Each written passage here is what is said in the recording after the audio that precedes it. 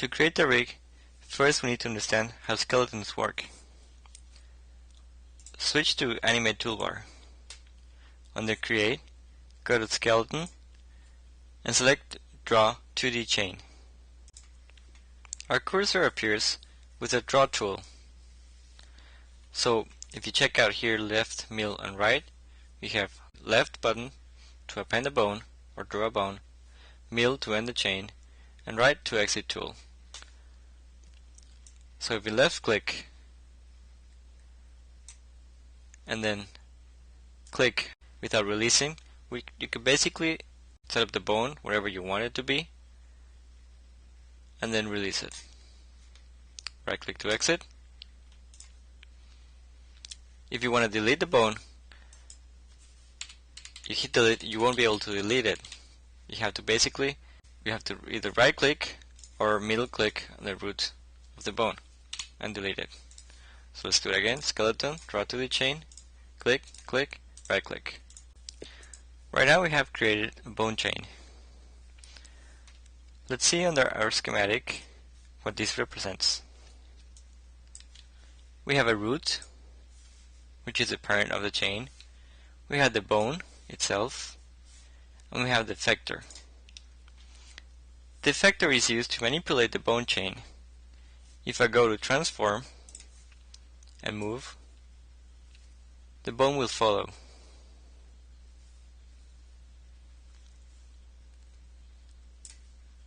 If I select the bone and try to remove, it won't move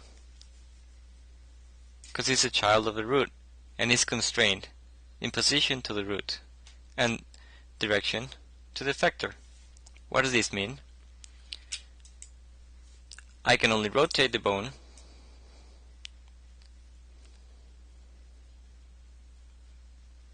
or if I select the root, I can rotate the whole chain, and also I can translate the whole chain like this.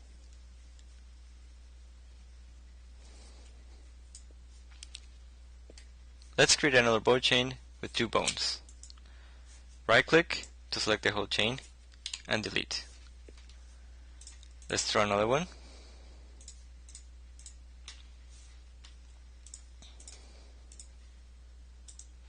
Now with two bones. Bone 1 and bone 2. So if I rotate this bone, the child bone will follow.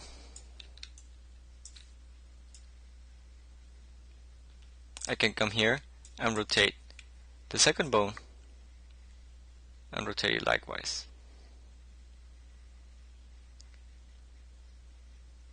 Now, watch what happens if I translate the effector.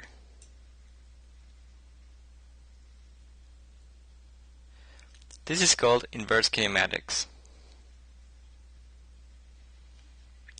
and it's calculating the orientation of the two bones in respect of the position of the null.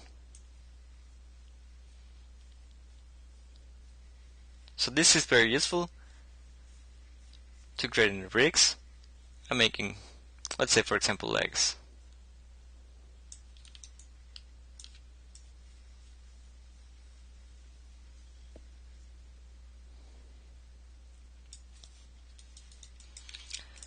Now let's say our bone chain is not what we expected. If you go to skeleton, move joint branch, you can manipulate the position of your skeletons, of your bones. Right click to end the tool.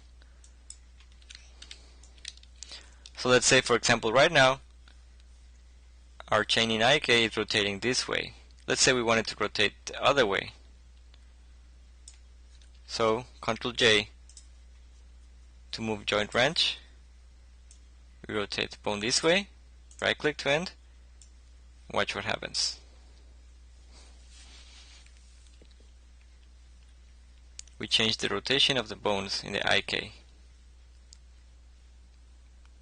Now if we go back to rotating the bones independently, like this bone, rotate, we can override the IK as long as our effector is not animated.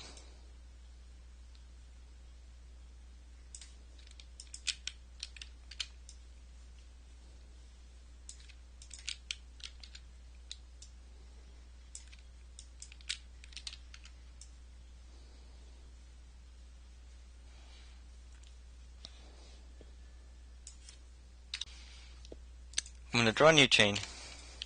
This time I'm going to draw it in the right window and taking into account the origin of the global axis. So go to skeleton, create skeleton, draw to the chain, and I'm going to draw a 2-bone chain that's supposing it's a leg.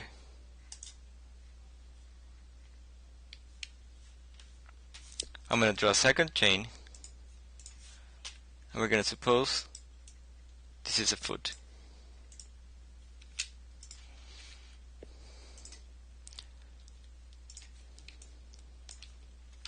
So we have the 2 bone chains. One's for the leg, the other one for the foot. So let's see what happens if we, for example, we parent the leg, if we parent the foot as a child of the leg. Go to parent, we're going to parent it to the effector. Middle click, right click. When we refresh, a single chain.